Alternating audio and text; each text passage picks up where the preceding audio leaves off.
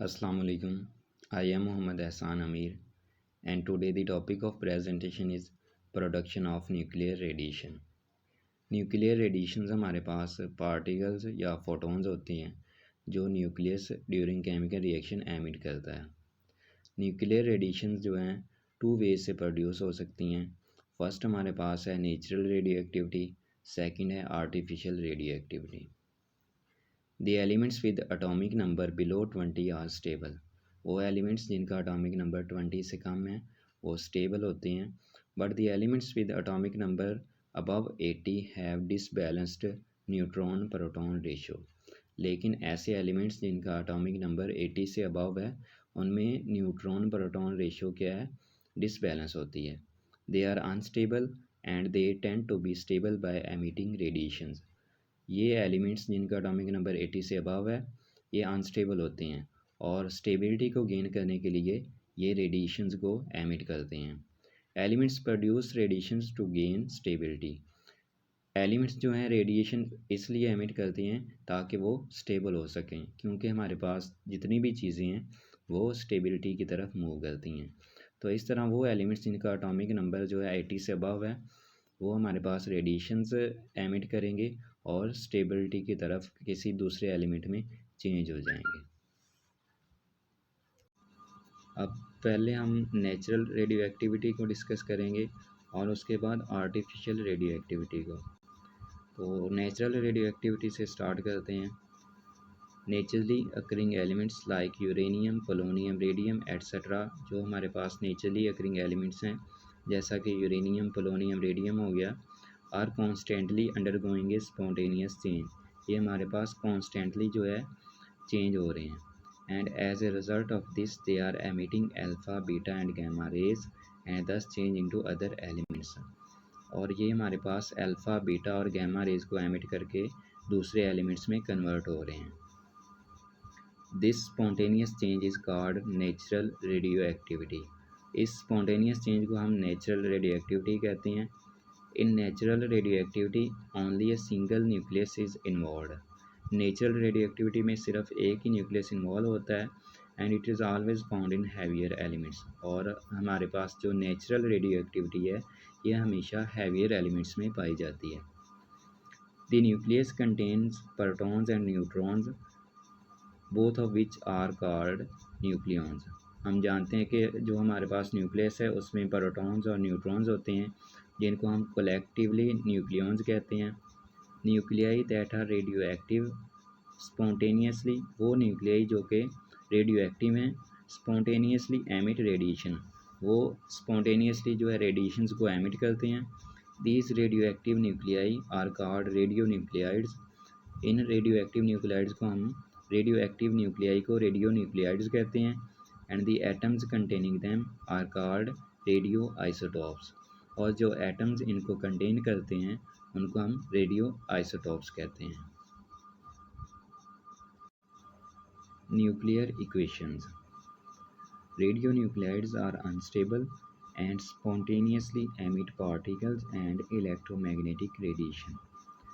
जो हमारे पास radio nuclides होते हैं ये अनस्टेबल होते हैं क्योंकि इनमें न्यूट्रॉन प्रोटॉन की रेशियो जो है वो बैलेंस्ड नहीं होती, और ये स्पॉन्टेनियसली पार्टिकल्स और इलेक्ट्रोमैग्नेटिक रेडिएशन को एमिट करते हैं ताकि ये स्टेबिलिटी गेन कर सकें।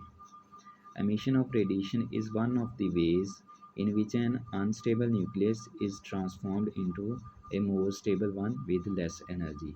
और ये रेडिएशंस की एमिशन एक वे है जिसमें एक अनस्टेबल न्यूक्लियस जो है वो स्टेबल न्यूक्लियस में ट्रांसफॉर्म होता है। The emitted radiation is the carrier of the excess energy. और जो रेडिएशंस हमारे पास एमिट होती हैं न्यूक्लियस से वो एक्सेस एनर्जी को कैरी करती हैं जो कि अनस्टेबिलिटी की तरफ लीड कर रही है।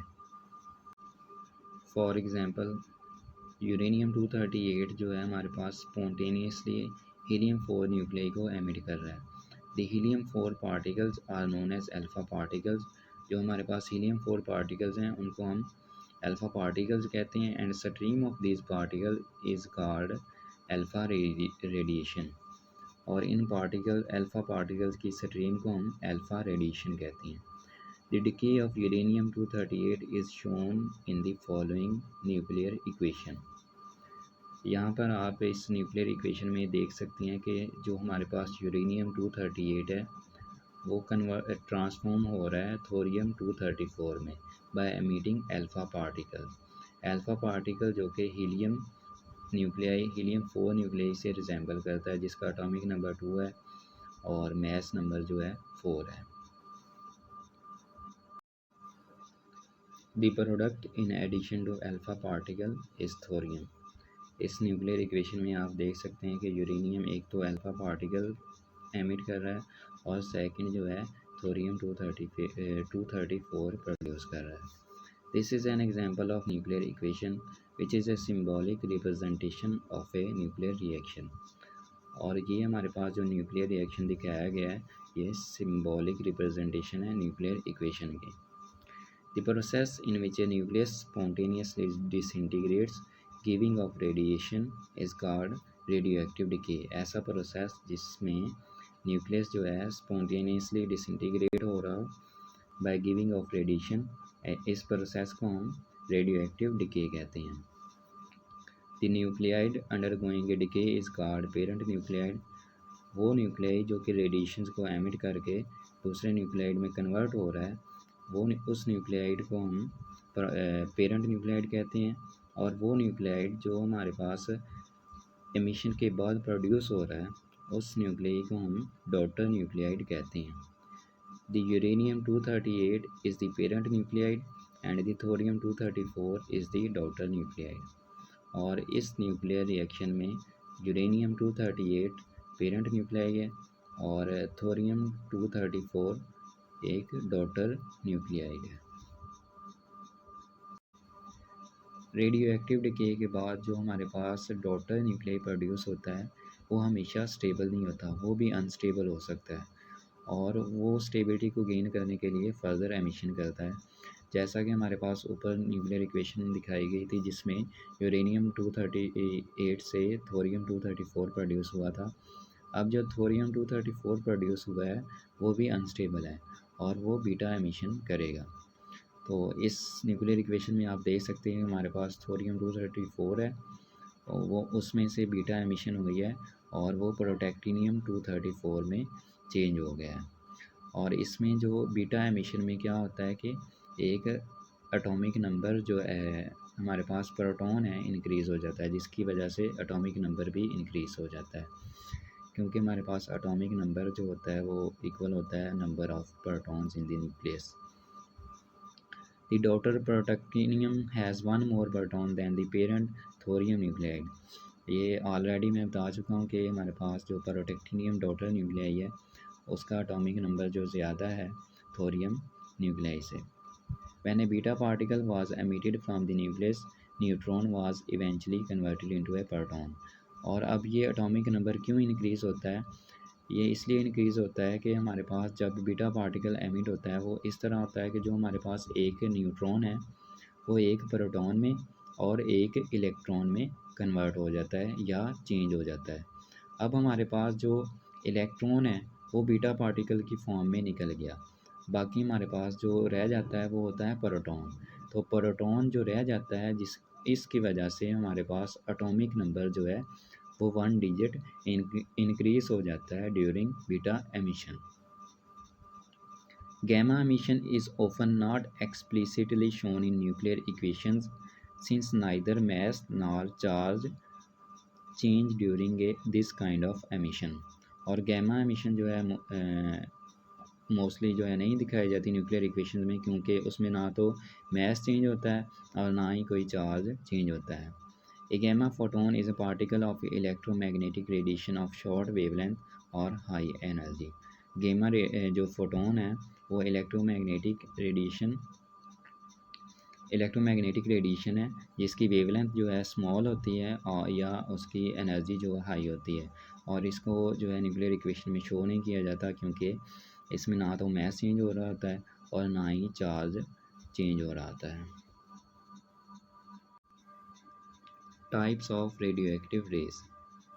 When a radioactive material is placed between electric plates or poles of a strong magnet, जब हम रेडियो एक्टिव मटेरियल को इलेक्ट्रिक प्लेट या स्ट्रॉन्ग मैग्नेट के पोल्स के बिटवीन प्लेस करते हैं, the radiation separates out into three different kinds called alpha, beta and gamma rays.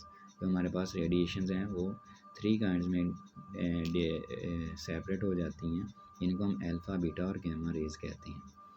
The alpha rays deflected to the negative plate must be composed of positively charge particles.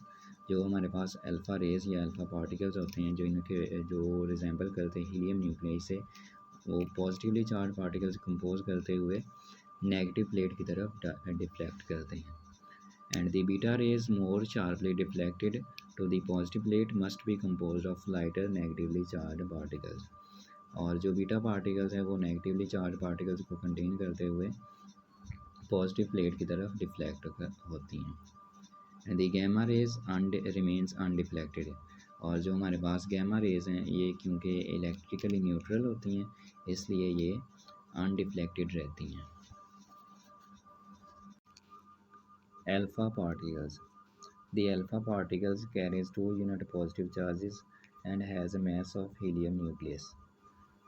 हमारे पास जो alpha particles होते हैं उनके पास 2 unit positive charges, 2 protons होते हैं और उनका जो एटॉमिक मास है वो हीलियम न्यूक्लियस के इक्वल होता है।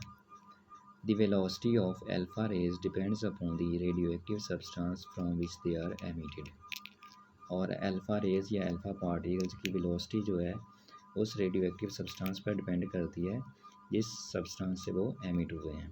दे produce intense ionisation in the gas through which they pass. और ये हमारे पास अल्फ़ा पार्टिकल्स जो हैं ये गैस में आयोनाइजेशन प्रोड्यूस करते हैं। They have the shortest penetrating power और इनकी पेंट्रेटिंग पावर जो है स्मॉल होती है। इन फैक्ट इससे शो होता है कि their penetrating power is inversely proportional to their ionizing power. इससे शो होता है कि जो इनकी पेंट्रेटिंग पावर है वो आयनाइजिंग पावर के इनवर्सली प्रोपोर्शनल है। They affect photographic plate and produce fluorescence when strike fluorescent screen like zinc sulphide. और जब ये fluorescent screen like zinc sulphide से टकराते हैं तो ये फ्लोरेसेंस कॉज करते हैं। Beta particle. The electric charge and mass of beta particle show it to be an electron। Beta particle पर जो इलेक्ट्रिक चार्ज है और मास है वो इसको शो करता है कि ये एक इलेक्ट्रॉन है and have a velocity about 10 times greater than that of alpha rays. और बीटा पार्टिकल्स की जो वेलोसिटी है वो 10 टाइम्स ग्रेटर है अल्फ़ा पार्टिकल से।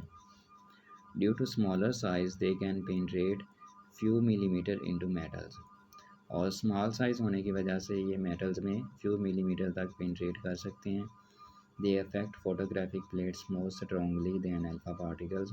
और बीटा पार्टिकल्स अल्फ़ा पार्टिकल्स की निस्बत जो है स्ट्रॉन्गली इफेक्ट करते हैं फोटोग्राफिक प्लेट को।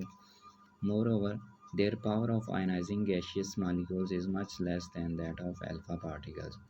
और बीटा पार्टिकल्स की जो आयनाइज गैस को आयनाइज करने की पावर है वो अल्फ़ा पार्टिकल से कम होती है। Gamma rays. Gamma rays do not consist of charged particles but they are highly energetic radiations। Gamma rays जो है इसके पास चार्ज पार्टिकल्स नहीं होते लेकिन ये हाईली एनर्जेटिक रेडिएशन होती है। They are therefore similar to X rays except that their wavelength are shorter. और ये एक्स रेज से रिजेंबल करती है लेकिन इसकी जो वेवलेंथ है वो एक्स रेज से शॉर्ट होती है। Gamma rays are photons several million times higher in frequency than visible light. Thus gamma rays are non material in nature. Gamma rays जो है नॉन मटेरियल इन नेचर होते हैं। They travel with the velocity of light. और ये velocity of light के साथ जो है स्पीड के साथ मूव करते हैं। They are more penetrating than alpha and beta particles. और इनकी जो पेनिट्रेटिंग पावर है वो अल्फ़ा और बीटा पार्टिकल से ज़्यादा होती है। And at the same time weak ionizer of gases. और जो आयनाइज को जो गैसेस को आयनाइज करने की जो पावर है मींस आयनाइजिंग पावर इनकी जो है वो बहुत कम होती है। आर्टिफिशियल और इंड्यूस्ड रेडियोएक्टिविटी।